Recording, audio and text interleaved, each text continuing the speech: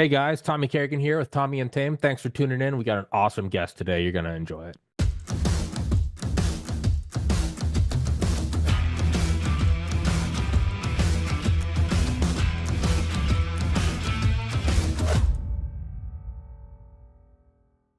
With Mr. Kenneth Abramowitz. You've been on here once before, episode 1439, and this is episode 1807. So it's sometimes I feel like a guest just came on, and then I look at it, I'm like, that was like 350 episodes ago. So you've been on here once before. We talked about your book, The Multi-Front War, about America's the primary big three, radical Islam, China, and Russia, anything from pandemics to nuclear weapons and so forth. And I remember when we first got into it last time, you had said you had started with like healthcare analysis, and that sort of bled over into really analysis of, in a way, I guess you could say it's the healthcare of the United States. And as I just told you beforehand, I do gotta do my little plug. Guys, if you're listening to the show, please go in the description. Please go grab this energy drink, 242 Cola. It actually does taste good, and I'm not a carbonation guy. But if you like my show and you like that it's free, please go in the description and grab one.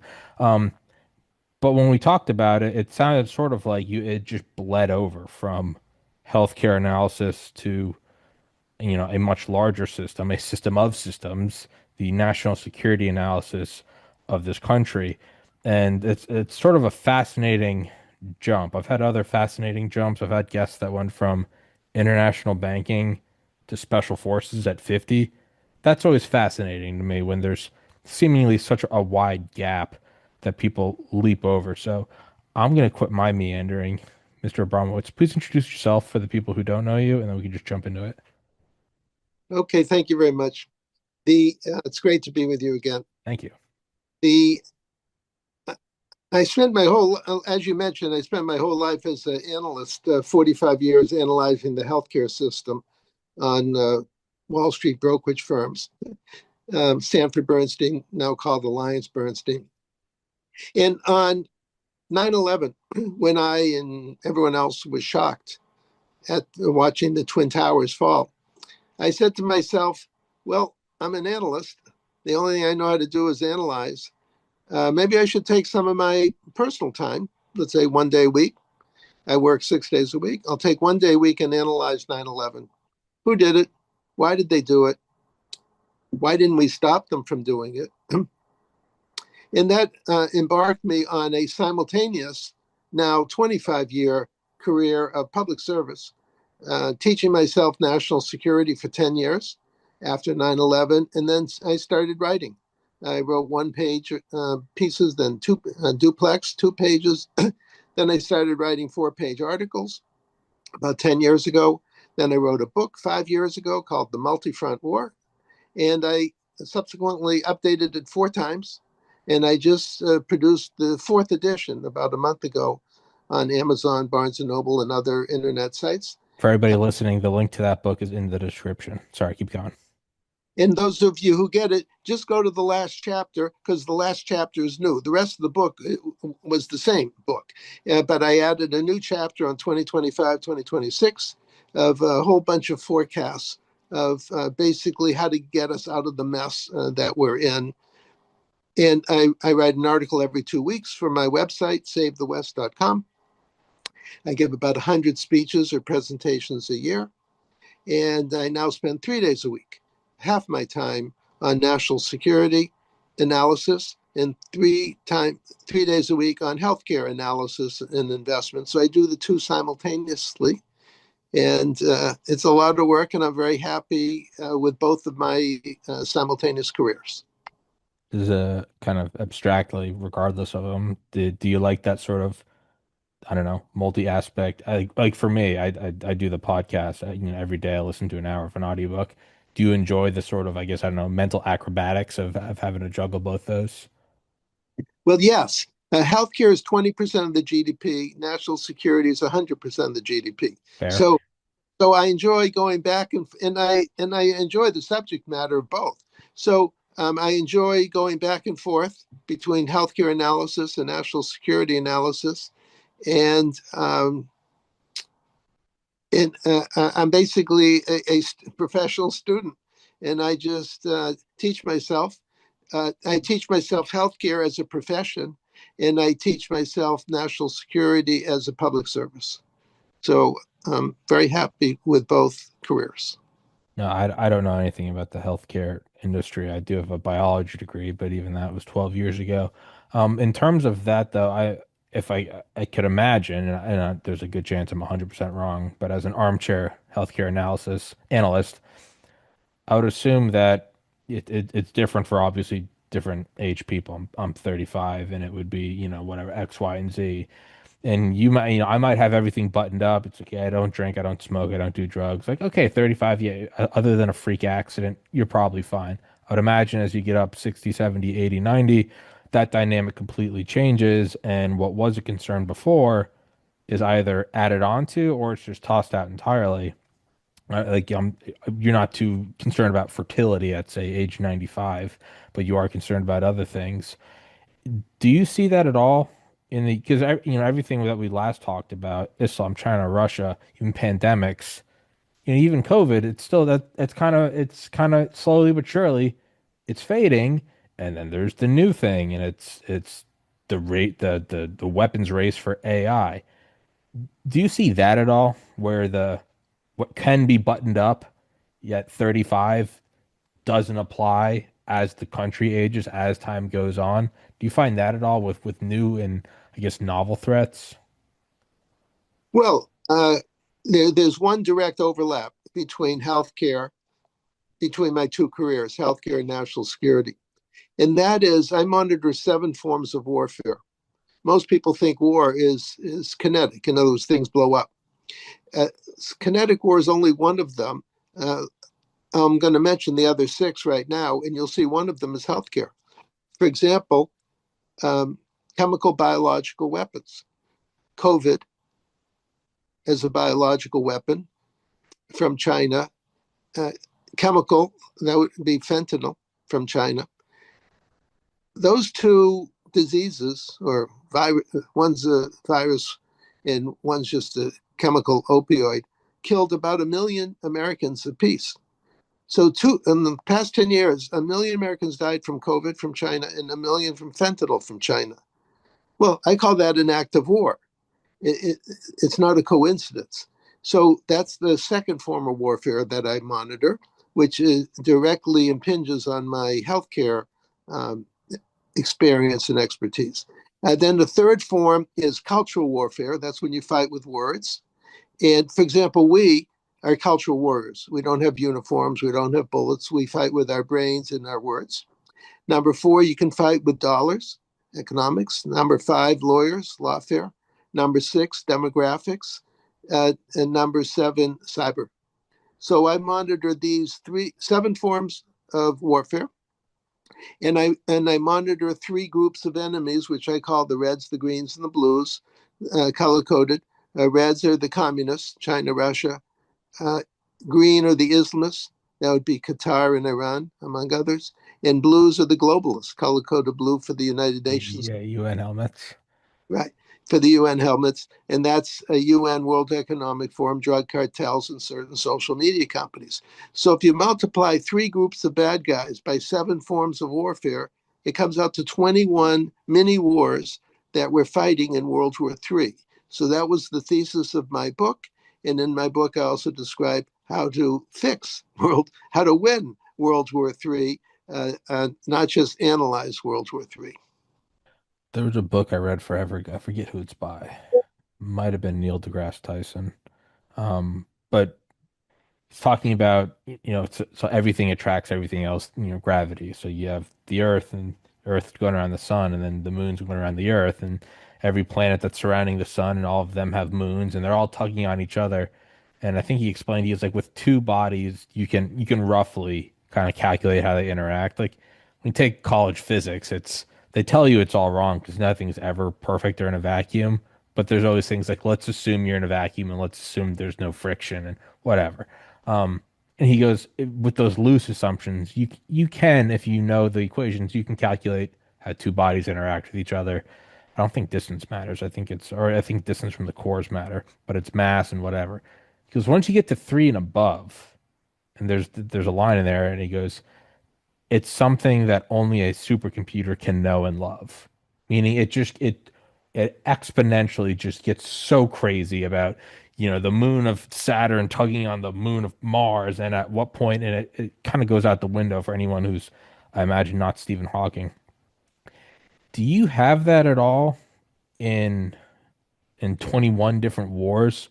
Do you what is the met? Because for me, as somebody who failed pre-calculus three times in college, that goes out over my head so quickly. How do you, or is it just, do you make broad generalizations of these four fronts and these nine fronts, and these aren't involved with, whatever, these other 11 fronts? How do you balance all that or juggle all that? Or Yeah, do you at all? well, you just mentioned the word I was just about to mention, the word juggle. Yeah, So how to juggle, but pretend that we're in the circus or watching someone in the circus when we used to have circuses, and someone's juggling three balls, and you go, "Oh well, that's logical. I've seen people juggle three balls all the time," and then they try to juggle four or five balls, and you go, "Wow, I don't see too many people juggling four or five." Well, I'm juggling 21 balls. But I'm juggling them intellectually rather than physically. And they're all interrelated with each other, which is why it's easier to do it than you think. The reason I mentioned that is there's some common characteristics to the reds, the greens, and the blues. For example, they're all dictatorships. They're all what I call top-down organizations, run by one person with a small group of people surrounding that one person. They all hate democracy. They all hate the rule of law. They hate the Constitution. They hate the Bill of Rights. They hate the Bible, both the Old and New Testament. They hate God. And they're collectively, I call them the pagans. When we read in history about pagans, it was like 3,000 biblical times, 3,000, 4,000 years ago. So one of the key theories of mine is that the reds, the greens, and the blues are just modern day pagans. I'm not really juggling 21 balls up in the air. I'm juggling two balls, sure. namely them democracies and dictatorships. In the world is roughly of the 200 countries or so in the world, roughly half of them are democracies and half a dictatorship. And that struggle between democracy and dictatorship, now we're only juggling two balls up in the air, and the democracies generally believe in God, or let's just say a higher authority, or morality, or a conscience, however you want to describe it. And the dictatorships believe in none of that. They believe that the dictator is right, and you have to follow the will of the dictator, or else you have to be eliminated. And so I call, even though the Bible theoretically ended 2,000 years ago for the New Testament and 3,300 years ago for the Old Testament, I tell people that unofficially the Bible never ended. And just as our ancestors were fighting God versus the pagans, we're still fighting God versus the pagans. And nothing much has changed except the name of the pagans and where the pagans live. But the the fight is the fight between another using American term. The fight is a fight between life, liberty, and pursuit of happiness for everybody versus life, liberty, and pursuit of happiness for the dictator and his friends. And it's so I try to simplify the complexity of the situation so I can describe it um, like now, or in a book, or in an article. That, yeah, I would imagine that does make it a lot. Yeah, I mean, yeah, the only thing change, obviously, yeah, the name where they are, and then the technology they use. Is it spears or is it missile? That's why it's. I think it was General Mattis said, if you have not read hundreds of history books, then you are geopolitically illiterate. Because it is true. I mean, you go. I tried. I actually didn't enjoy it that. But I love Cold War history. But earlier this year or late last year, I read a book. Just, it was like, a 12-hour book, but it was just in general 10,000 BC to about the time of Christ. And it got boring really quick because I realized it was still all the same stories. No, it's no different than Vietnam or 9/11 or the Civil War. It's just the technologies changed, except because it was so ancient, the technologies didn't change. So it's just the same story again and again. You could start to predict it. So and so rises to power. The populace is disgruntled. He promises them this. They invade here. They do wars of expansion funded by blah. And then eventually gets too big, collapses under its own weight, and then, you know, just goes. So that does make it more simplistic in that you don't have to juggle 21 different things. It's probably more of just you take the circle and cut it in half and you go, it's this versus this. By the way, it's not much more complicated than a Western movie or Yeah. Star Wars. Yeah, it's good versus evil. Joseph And Campbell, Hero's Journey. It's Harry Potter. It's the same thing. yeah, Okay. yeah. Now, one other thing that I use to help me learn about history fast is YouTube is full of historical people who create a 20, 30 minute um, YouTube about any war you can think about, and that saves me time rather than reading a 587-page book on the 30-year war in Europe. I can watch a 20, 30-minute YouTube and teach myself, not as an expert, but teach myself enough to understand good and evil and what happens. Yeah, no, I would say, yeah, I would say YouTube is probably there is kind of no excuse not to learn. The amount of documentaries I've watched on there, the amount and what I use YouTube for is I'll do that. I'll watch a video, and if something really sticks with me, then I'll go find the 587 page book. I'll be like, that was awesome. I got to know more about it. That's a good point. Yeah, otherwise you can just kind of throw most of it out the window. In terms of, I don't know, of the 21 things, do any of those I've ever expand? Do you go so instead of just a different arrangement of the existing pieces, do any of those expand into, I would imagine space supremacy, but I guess that could just be militarily and AI, but I guess that would be, yeah, cybernetically. Do you look at those as new novel, I don't know, additions, or is it an extrapolation of the existing seven? Yeah, well, there's two issues. One is the three bad guys, and one is the seven forms of warfare. Now, for the three bad guys, every bad guy you can think of falls into the category of red, green, or blue. In other words, communist or former communist, Islamist, and globalist. They're all authoritarian. They're all dictatorships. They're all illegitimate. They're one man shows. So you name me an enemy, I'll fit them into the category. Now, one thing that does happen is sometimes I meet someone, not meet them personally, but I meet them on YouTube or on the internet, and I say, "Oh, this politician's a red, a green, and a blue." He just gave a speech, and this paragraph was written by some communist staffer, and this one paragraph was written by an Islamist, and that chapter or paragraph by a globalist. So I do see a mixture of the three. Um, uh, uh, President Barack Obama would be an example of a red, a green, and a blue, all mixed together. And so you don't have to just be color coded red or green or blue. Now, in terms of the seven fronts or types of wars, I used to have six. And then COVID and fentanyl became a big issue, and I realized, and friends, when I gave presentations, friends would say, "Oh, what about COVID or fentanyl?" And then I realized I had to add a seventh category, and that became the seventh category: chemical biological weapons. By the way, arson.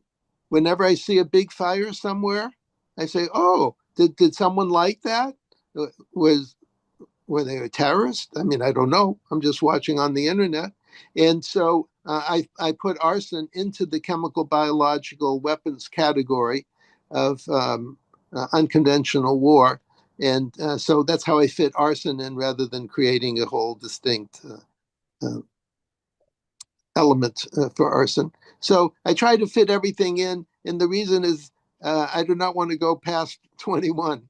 In other words, that's enough complication to try to convey to people. And so That's why I try to fit everything into the seven forms of warfare, into the three types of bad guys. Is there something that is, would there be a new form that even if reluctantly you would have to add in? Because I definitely get what you're saying where it's like, yeah, I don't want to add more. I'd like to limit it and make it, as clean and concise as possible. But is there something where there's just a new addition that you can't ignore? Take space. There's a President Trump a few years ago set up the Space Force. Mhm. Uh, all the bad guys and good guys are weaponizing space. We're working on lasers and other forms of energy to destroy each other's satellites. So, where does that fall in? Well, I would put it into the kinetic category because it's just it's a kinetic physical war. It just happens to be fought up there rather than down here. So that's why it doesn't just need a new category. Um, AI, the ability to use computers to create very fast decisions under pressure, like in the battlefield. Well, I put that in the kinetic. That goes into it's just a better, in quotes, better way to fight a war, or this huge growth in drones because of the Ukraine-Russia war, with both countries producing a million a year or more of drones.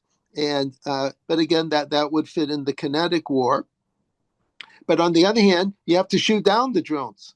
So there's a lot of sophisticated cyber that's being used to undermine the ability of the drone to function so that it just like falls out of the sky. But that would go into the cyber category.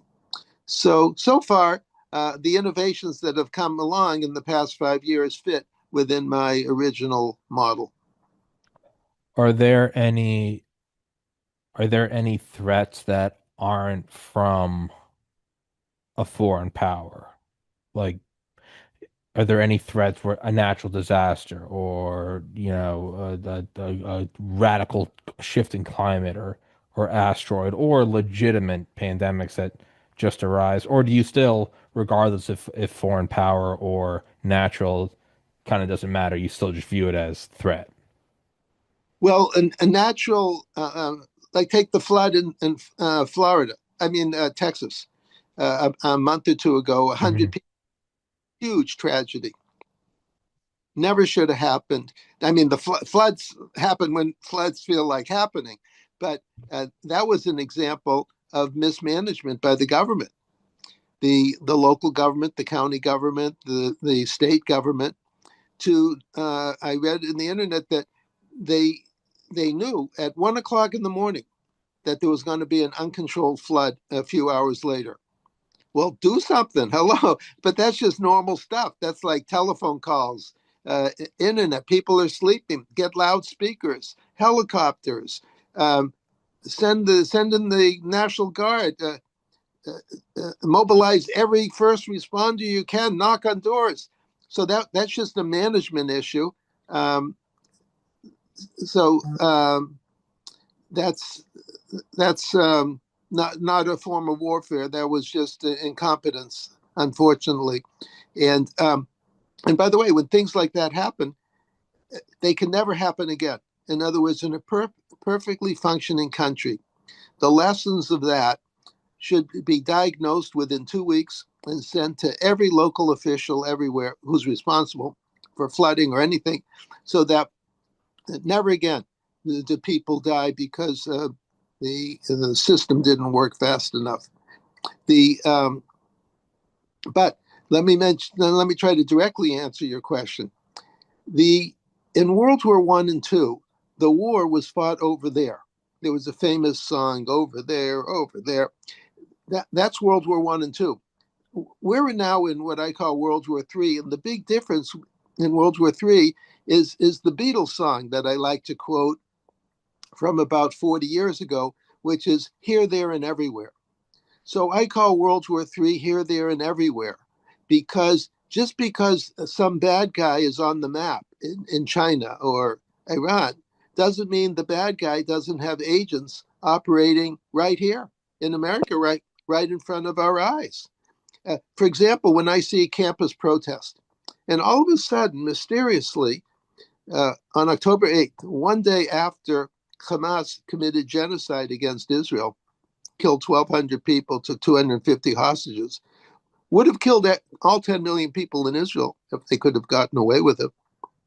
The next day, October 8th, everyone's accusing Israel of committing genocide. You go, what? October 7th was genocide against Israel. What are you talking about, October 8th? Well, that was organized, pre planned. By who? Well, since I don't have agents working for me, I have to just use educated guesses. So I'll get that Iranian agents, Qatari agents, had pre-positioned their agents on the 200 campuses. They mysteriously had signs that all looked similar to each other. They mysteriously slept in tents that looked mysteriously similar to each other. So all this stuff was purchased beforehand, and all they did is have to turn the switch on. And all of a sudden, 200 campuses erupt with anger and emotion. And that's internal cultural war. But it didn't come from normal Americans. It came from foreign agents working for, let's just say, Iran and Qatar, who basically pay people, rent a protester, to show up with anger, criticizing Israel for having been the victim of genocide. You can't make this stuff up. It's an inversion of reality. And the reds, the greens, and the blues are very good at inverting reality. So that's an internal war from our external enemies. Yeah, and that's something that you just have to acknowledge is true of regardless of, let's say somebody listening to this show truly hates Israel or truly hates Iran or whatever. You do have to kind of look, you do have to remove emotion and look. I remember the day after Trump won in 2016, I remember being at my grandmother's house and like the first night after the election, it was just news coverage of all these protests in Chicago and New York and LA. And the first thing that I don't I don't I don't necessarily have to write off huge protests as foreign action or coordinated action, but when they all have the same signs, that's as somebody that did graphic design, I'm like, hey, what what is that? Maybe one dude is passionate and prints out 10, but they all have them all across the country. You just have to be very honest with yourself and go, does this look organic? Organic things do happen, absolutely. Not not like that. And in terms of here, there, everywhere, do you think that could evolve into, or is a further continuation of mutually assured destruction instead of just thermonuclear weapons? Is it so everything they have, from COVID to fentanyl to agents here? I would imagine we also have a fair number of agents, all across. I mean, we know that, from the Snowden leaks, if those are accurate, that we had, NSA agents in, foreign telecom company. And why wouldn't you? It's the right move tactically to already, you don't want to have to start embedding them once a war has begun. You want them there, deep cover. You want them there for 20, 30 years. Do you think that could evolve further into a form of mutual assured destruction where it's everybody has agents everywhere and it's just almost just crisscrossing and it's, just like a ball of yarn and you really can't pull one out? Bear in mind, unlike baseball games, the bad guys don't wear jerseys. It's Correct, correct. red, green, blue, But and neither would we. yeah, okay, right. So the now bear something in mind here. The You have to look at life from the good guy point of view and from the bad guy point of view. So let's look at war from the good guy point of view. The good guy, let's say America, says, well, we spend $1 trillion in military. We have all these, every form of weapon you can think of, small to big. And so we're safe. And No one can mess with us because we're so big and strong. Now let's look at life from the dictator point of view, or from the enemy point of view. So now you're an enemy of America, and you say, "I hate America. I hate Americans believe in the rule of law. I hate the rule of law because I'm a criminal, and I hate. I don't believe in God. I don't have a conscience. I kill people, and I don't moralize about it. And how do I defeat America? I can't beat them with kinetic warfare. I don't have those weapons. So what alternative forms of warfare can I nourish and invest in such that if I do a good job, I can compete with America without blowing up America? That's how you get into chemical, biological, and arson. That's how you get involved in cultural warfare. You're fighting with words, propaganda. Uh, um, Economics, we have to boycott Israel. Legal, we have to take Israel to the International Criminal Court. Demographics, we're going to invade America through the open border of the Biden administration, 20 million or something people poured in, not by coincidence. And cyber, bad guys can be good at cyber. Um, China, Russia, North Korea, Iran, I'm told are very good at cyber. So, but the enemies in general specialize in non-kinetic war because it's cheaper and it's easier for them to work on because they can't compete with our $1 trillion effort to support our military. And that's how you get involved in what's called asymmetric war. In other words, you send your soldiers, or we, America, send our soldiers with all our weapons, and we think, oh, this is a piece of cake. And then the bad guys uh, jump out of the some cave, uh, jump out of the tunnel they built in the ground, and shoot at your soldiers with just regular bullets and regular rifles, while you have all this sophisticated equipment, and but your soldiers are dead. So that's how you get. So we're really, you could say, in a asymmetric war between good and evil, where we're good at certain weapon systems and they're good at certain other forms of warfare. And one of the theses of my books is that we have to be good at all 7 forms of warfare. You you can't. It's not like a menu at a restaurant where you pick and choose. When you're fighting against bad guys, you have to be good at every single form of warfare. You have to devote the resources and the management to do that. Otherwise, they will attack you wherever you're weak. Now, our number one weakness of the 7 forms of warfare, the number one weakness is cultural war. There is someone in the government, in our government, every democracy, who's responsible for every form of warfare that you can think of, except cultural warfare. In other words, who's our Secretary of Culture? You wouldn't use that name, but you know, and I'm not talking just about the White House spokesperson. Sure. I'm talking about someone heading up the protection of Judeo-Christian culture. We don't have that person. Now, the bad guys call that person the minister of propaganda. So I call that person, who doesn't exist, the minister of truth. So one of the big elements of my book is that we need to hire a minister of truth. Again, you wouldn't call him that name. You could call him minister of cultural protection. You could call him minister, or a secretary rather, of Judeo-Christian culture. You could call him secretary for policy coordination. There's many names you can call this person, but he doesn't exist. And therefore, we usually lose the information war because we don't have anyone managing the information war.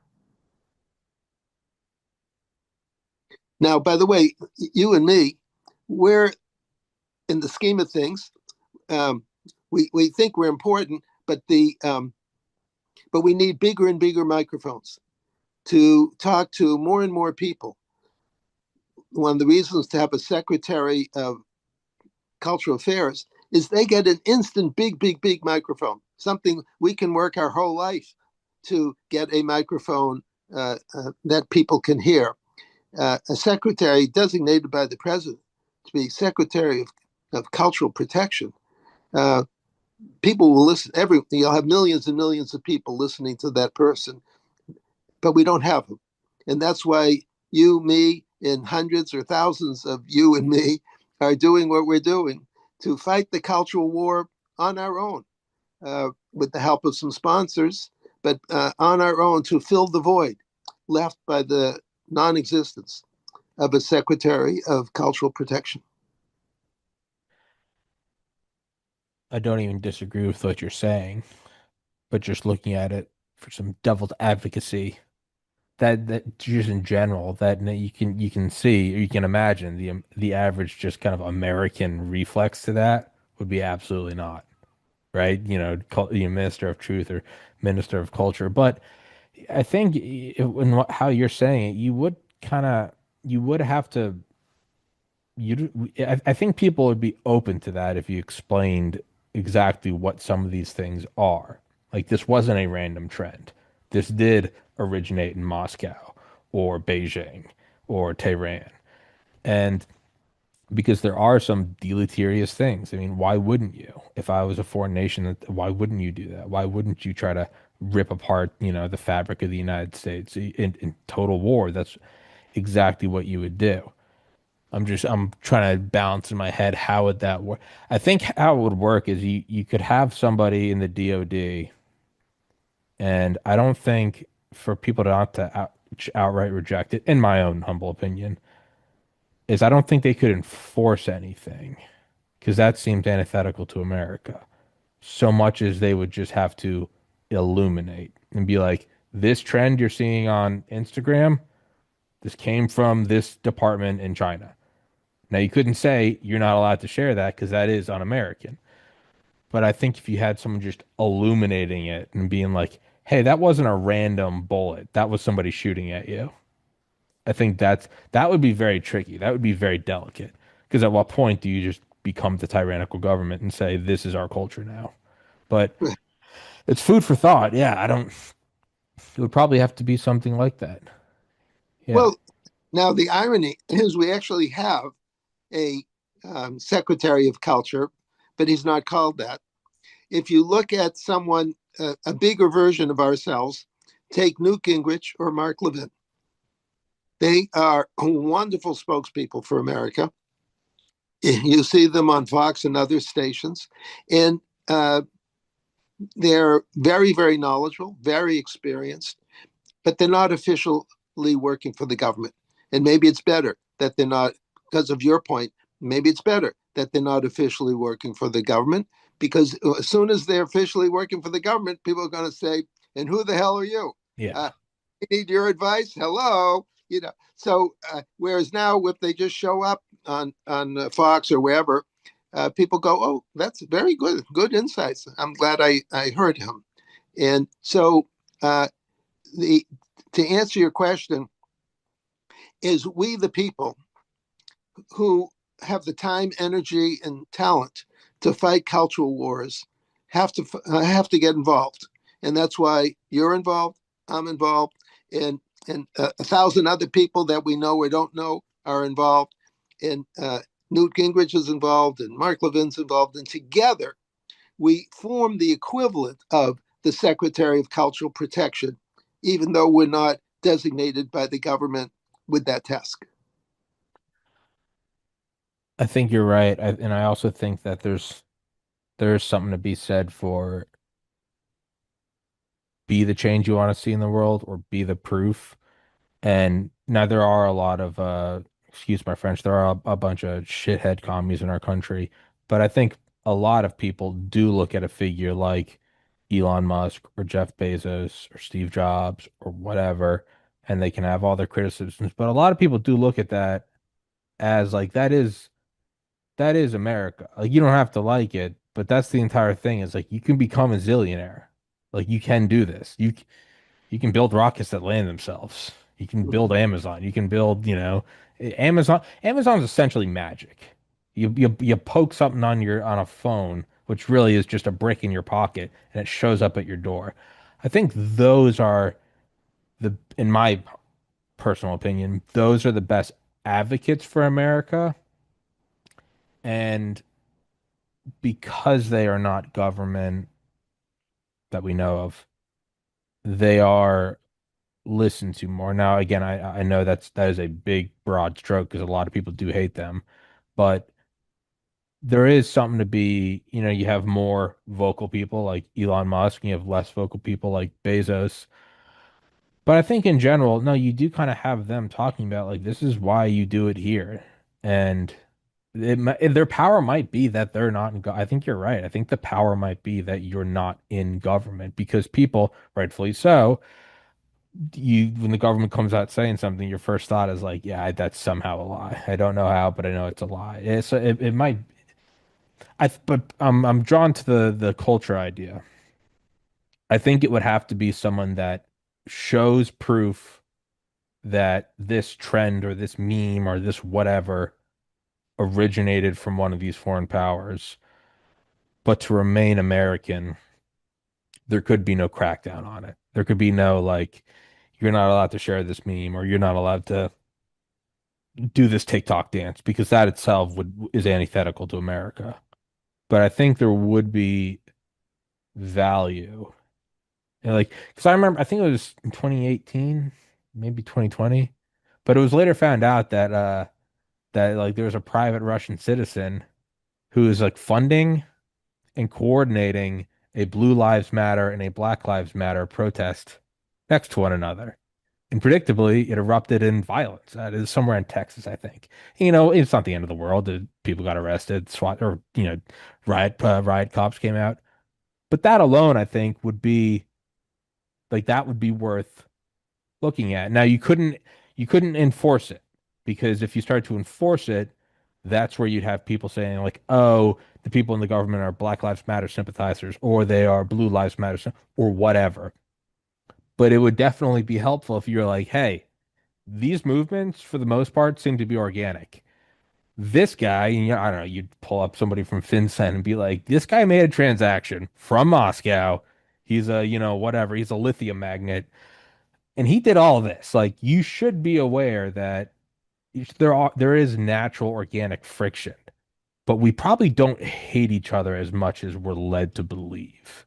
I think that would be the most important takeaway. I don't know how you would set that up, and that is what I will rest that on your shoulders because you seem to have a better handle on this than I do. But that's a fascinating that is a fascinating idea. If he just pointing, be like, hey, this isn't real. Then this isn't real, or it is real, but you know where it's from. So yeah, for you, and we're coming up on 45 minutes, so we'll slowly wrap it up. And I'm not even saying it's just a dry fear. Just had a person, so maybe we won't say fear. What is the most pressing combination of the juggling that you see? Like there's all of these threats, but if you were to look at one that needs to be neutralized or focus on, what is the one that kind of seems like it's knocking at the door or has the potential to? Well, I'm going to give you two answers. The thesis of my book was that you have to do all of the above. Okay, you being the president, if you have 21 challenges, you can't just say, I'm too busy today. I'm going to focus on three of them. No, you're the president of the United States. You have 4 million people working for you. You have 5,000 people designated by you to be part of the administration. You have to allocate the resources to address all 21 fronts at the same time. And so that's one way to answer the question. The second way to answer the question is if pretend the president's listening and the president says, "Yeah, I'd like to do 21 things at the same time, but humans being humans, what one thing should I focus on right now?" So I would say Iran. I would say Iran is. By the way, Iran does not have nuclear weapons that we know of, as do China and Russia. We're not going to blow up China and Russia, however unhappy we may be about them. Iran, America and Israel just fought a 12-day war with Iran, and President Trump called an end to it in the seventh inning. So I would say let's restart the ball game. The Iran government has to go. They're the master death cult of the world. I call them Islamo-Nazi death cult. And they're not going to stop until they're stopped, just like in World War II.